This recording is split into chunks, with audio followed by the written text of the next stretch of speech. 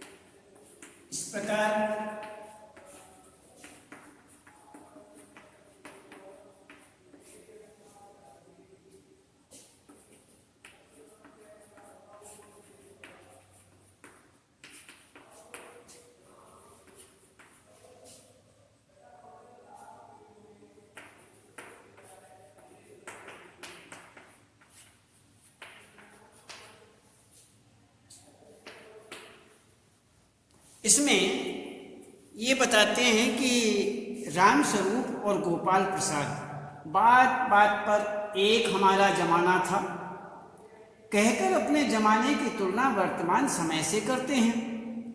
इस प्रकार की तुलना वर्तमान समय से करते हैं।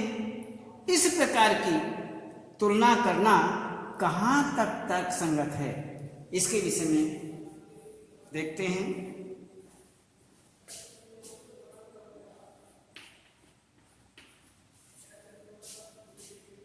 राम स्वरूप और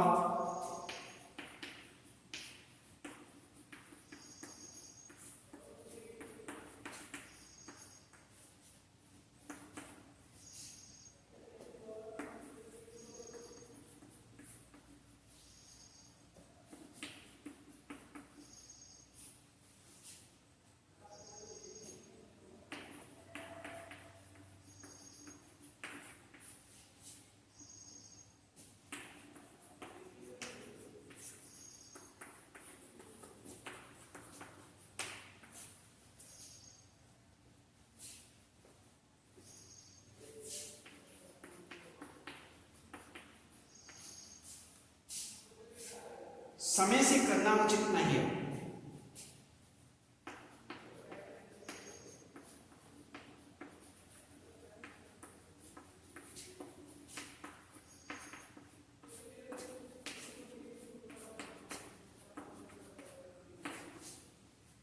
बल्कि यह अतीत का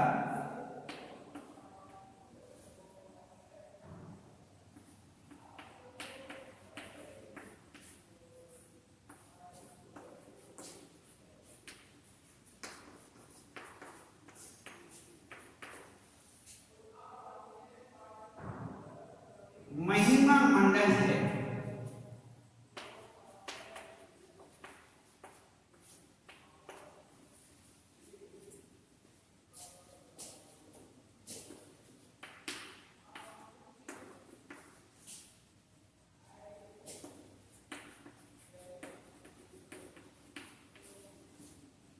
आज समाज के हर क्षेत्र में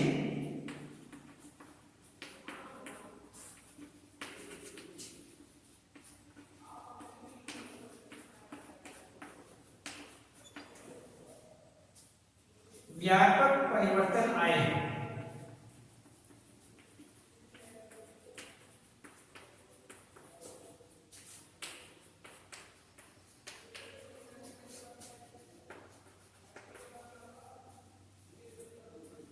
समय परिवर्तनशील है।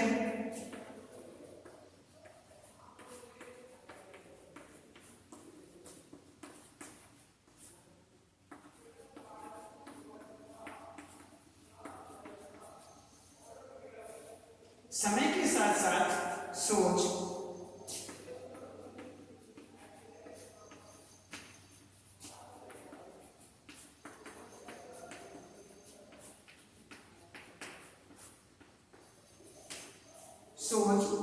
विचार तथा देखने के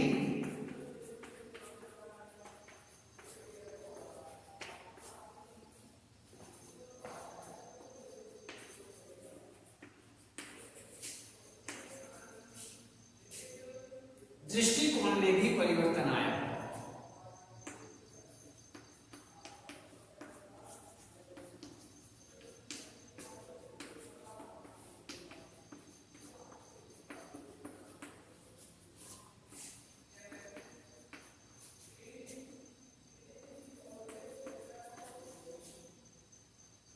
आज रुपये की मूल्य वृद्धि के साथ साथ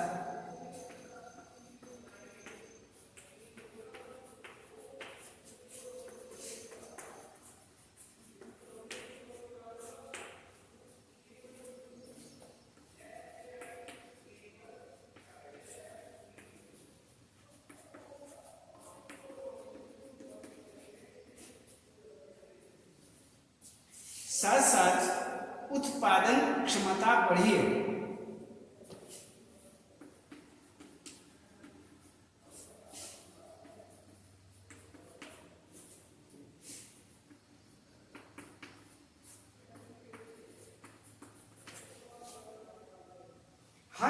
में क्रांति आई है।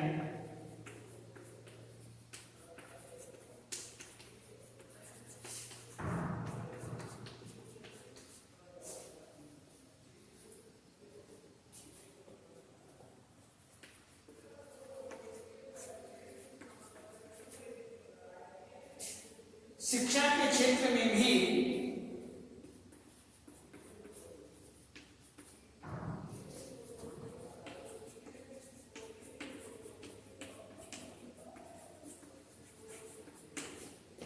लड़कियां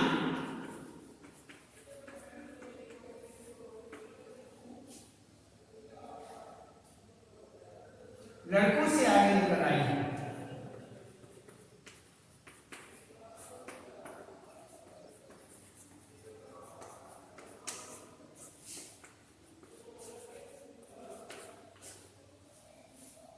इसमें ये बताया गया है कि राम स्वरूप और गोपाल प्रसाद का अपने समय की तुलना वर्तमान समय से करना उचित नहीं है, बल्कि यह अतीत का महिमा मंडन है।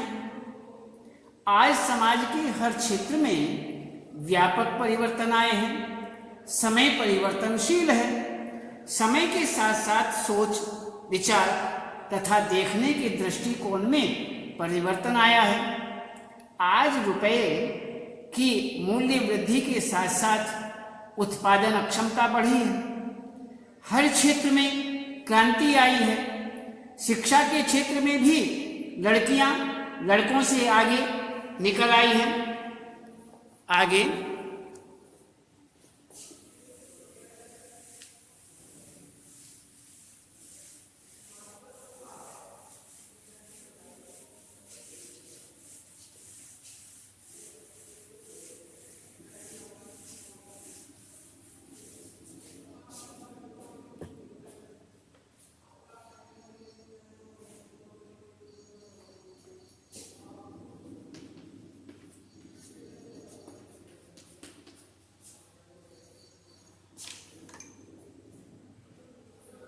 एकांकी में भी यह बताया गया है।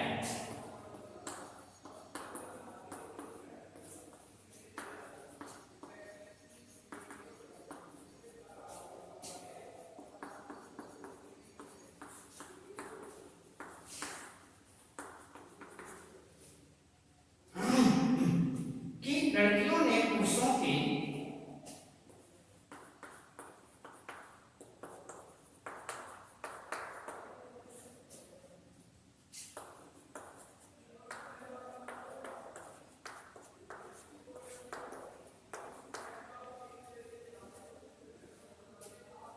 एकाधिकार को तोड़ दिया।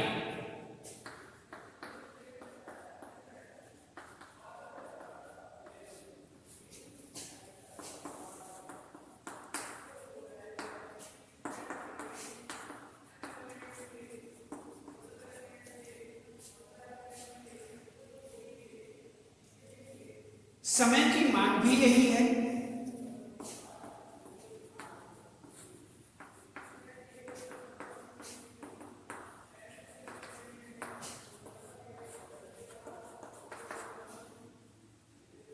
इसलिए कभी भी अपने समय की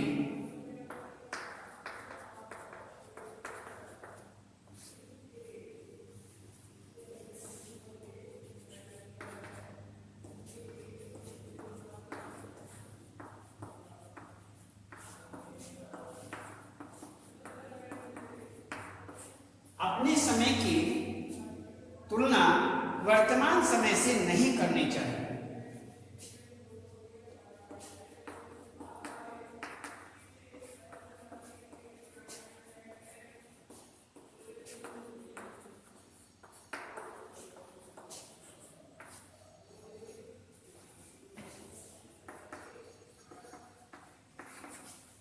ये इसने बताया कि आगे कहते हैं कि इसमें लड़कियां लड़कों से आगे निकल आई हैं। एकांकी में भी यह बताया गया है कि लड़कियों ने पुरुषों के एकाधिकार को तोड़ दिया। समय की मांग भी यही है। इसलिए कभी अपने समय की तुलना वर्तमान समय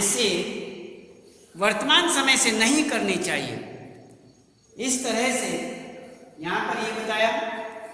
इससे आगे देखिए,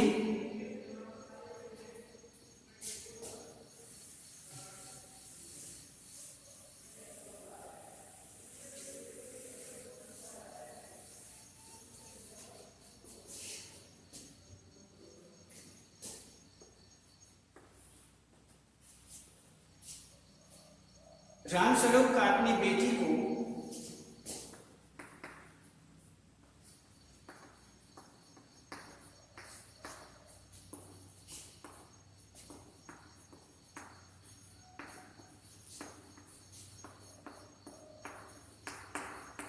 उच्च शिक्षा दिलवाना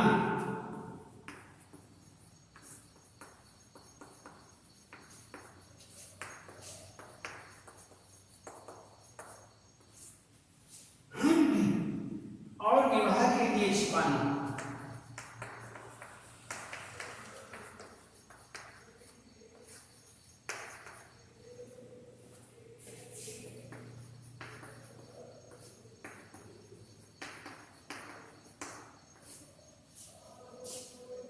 यह विरोधाभास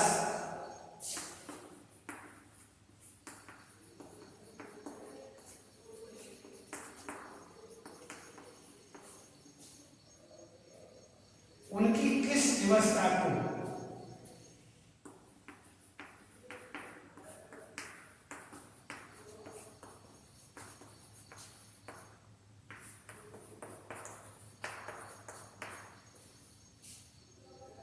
उजागर करता है, किस व्यवस्था को उजागर करता है।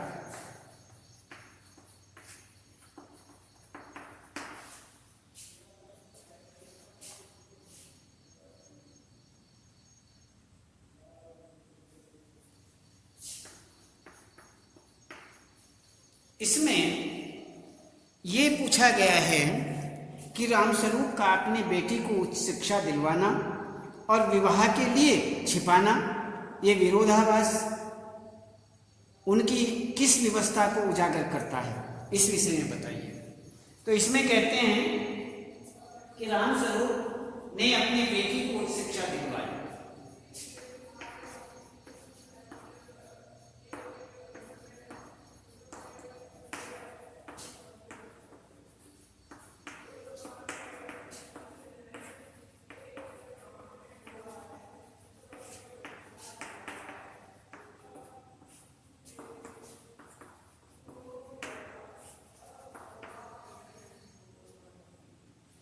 पर विवाह के लिए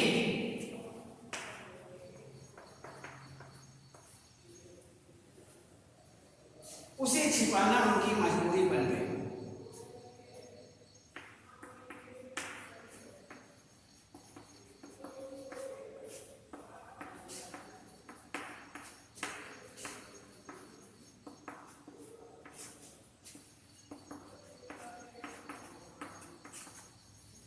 उनकी मजबूरी बन गई।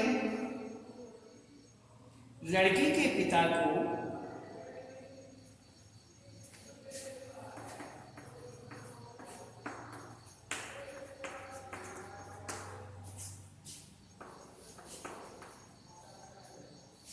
लड़की और उसके पिता की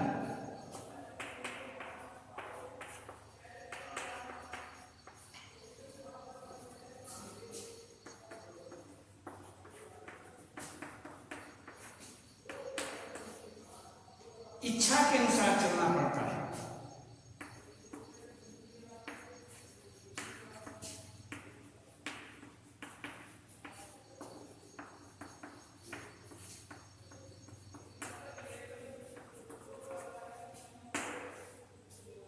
गोपाल प्रसाद उच्च शिक्षित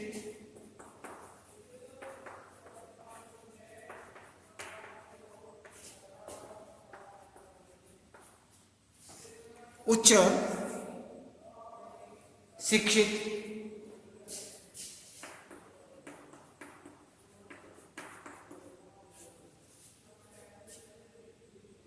बहू नहीं चाहते।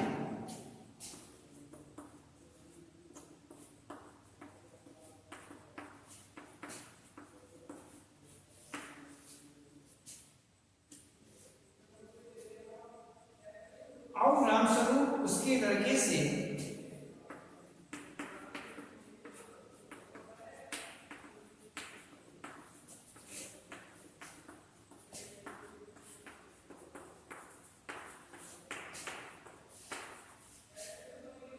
अपनी बेटी का रिश्ता तय करना चाहते हैं।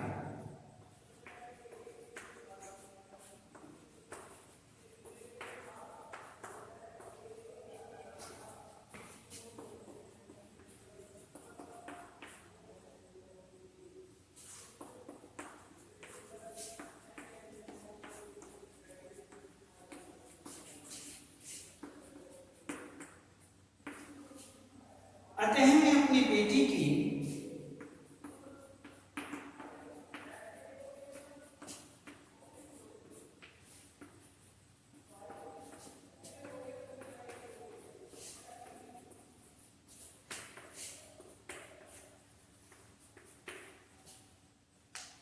उच्च शिक्षा संबंधी तथ्यों को छिपाते हैं।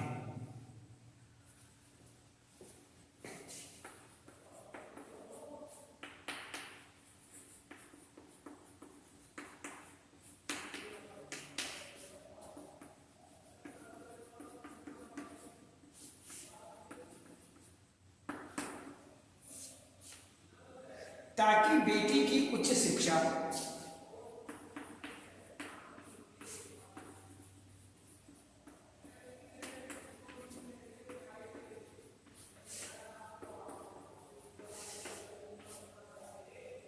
उसके विवाह में बाधक न बने।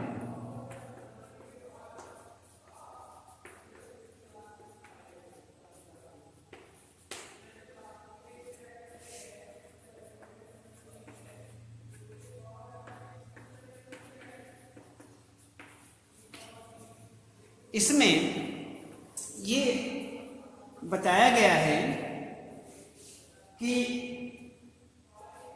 रामस्वरूप ने, जो रामस्वरूप हैं, उन्होंने अपनी बेटी को उच्च शिक्षा दिलवाई, पर विवाह के लिए उसे छिपाना उनकी मजबूरी बन गई। लड़की के पिता को लड़के और उसके पिता की इच्छा के अनुसार चलना पड़ता है। गोपाल प्रसाद उच्च शिक्षित बहू नहीं चाहते और रामस्वरूप उसके लड़के से अपनी बेटी का रिश्ता तय करना चाहते हैं। अतः वे अपनी बेटी की उच्च शिक्षा संबंधी तथ्यों को छिपाते हैं ताकि बेटी की उच्च शिक्षा उसके विवाह में बाधक न बने। तो इस प्रकार से यहाँ पर ये बताया गया। अब इसमें